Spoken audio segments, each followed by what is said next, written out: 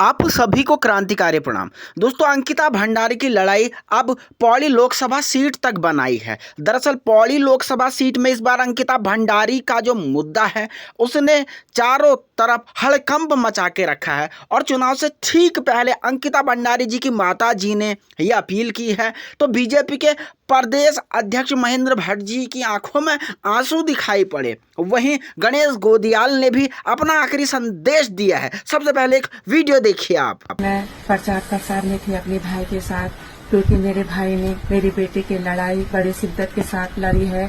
और मैं आप लोगों को भी ये कहना चाहती हूँ बहनों कि आप लोग वहाँ वोट करना जहाँ अंकिता की लड़ाई लड़ रहे आशुतोष भाई जी है, क्योंकि ये भाई बेटियों की बात करते हैं, हमारी मातृशक्ति की बात करते हैं। आप लोगों ने देखा होगा कि हमारे प्रधानमंत्री जी आए, उन्होंने भी बेटी की बात नहीं की। हम हाथ जोड़ के विनती,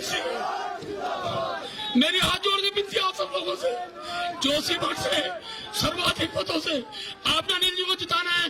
बहुत बहुत धन्यवाद से आप लोगों से निवेदन किया, वास्तव में वे भट्ट जी, मैं आपको याद दिला दूं कि आपके ये आंसू जो आज इस रूप में आ रहे हैं कि इस क्षेत्र से, जिस क्षेत्र में आप रोए, उस क्षेत्र के लोग आपके आंसुओं पर वोट दे सकते हैं। तो मैं आपसे कुछ प्रश्न पूछना चाहता हूं।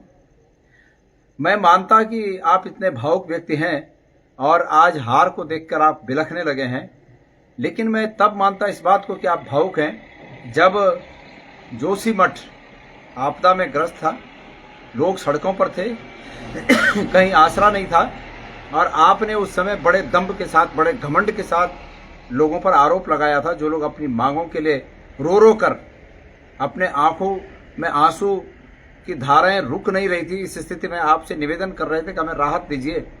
उस समय आपने ये कहा कि ये जो मांगे कर रहे हैं ये तो माओवादी हैं। आपको याद दिला दूं मैं।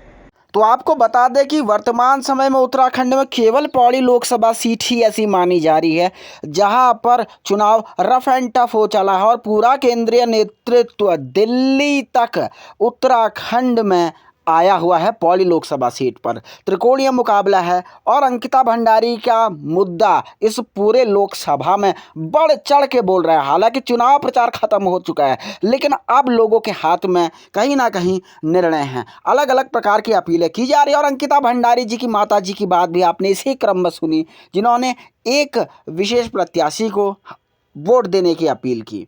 वहीं दूसरी तरफ बीजेपी और कांग्रेस को लेकर के भी आंसुओं के प्रत्युत्तर तक बात की गई, जहां पर महेंद्र भट्ट रोते हुए नजर आए तो दूसरी तरफ गणेश गोदियाल ने भी उन पे हमला या निशाना साधा। आप लोगों की क्या राय है? क्या अंकिता भंडारी का मुद्दा गढ़वाल लोकसभा में गूंजेगा और चुनाव का निर्णय तय करने में सक्षम हो जाएगा? अपनी बेबाक राय कमेंट करें, वीडियो शेयर करें और देखते रहें राष्ट्रनीति उत्तराखंड।